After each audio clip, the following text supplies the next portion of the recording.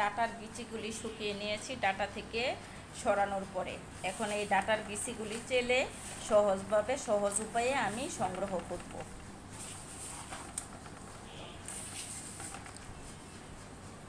এই চালনিটার মধ্যে হলুদ একটা চালনির মধ্যে আমি ডাটার বিচি সব ভুসি সহ নিয়ে নিয়েছি। এখন এই চেলে চেলে ডাটার বিচিগুলি বের করব। তাহলে ডাটার বিচি সংগ্রহ করতে বেশি কষ্ট হয় না, সহজেই সংগ্রহ করা যায়।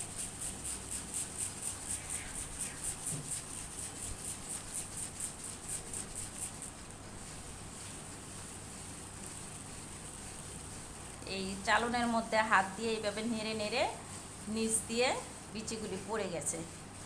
উপর দিয়ে নাড়া দিচ্ছি, নিচ দিয়ে পড়ে যাচ্ছে, কারণ ডাটার বিচিগুলি এতটাই ছোট যা এই চালনের ফাঁক দিয়ে নিচে পড়ে যায়। চালনের মধ্যে যে ভুসিগুলি রয়ে গেল, এই ভুসিগুলি আবার আগামীকাল রোদে দিয়ে দিব। রোদে দিয়ে শুকিয়ে হাত দিয়ে ডলে আবার এভাবে চেলে নেব।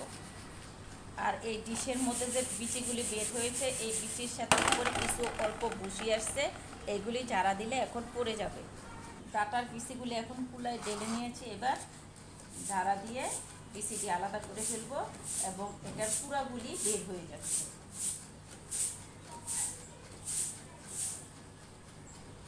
কুলা দিয়ে ঝাড়া দেওয়ার পর সব কুড়াগুলি বের হয়ে গেছে। এখন শুধু বিচিগুলি আছে। এই বিচিগুলি আমি বয়মের মধ্যে তুলে নিব। এই বয়মের মধ্যে তুলে নিচ্ছি।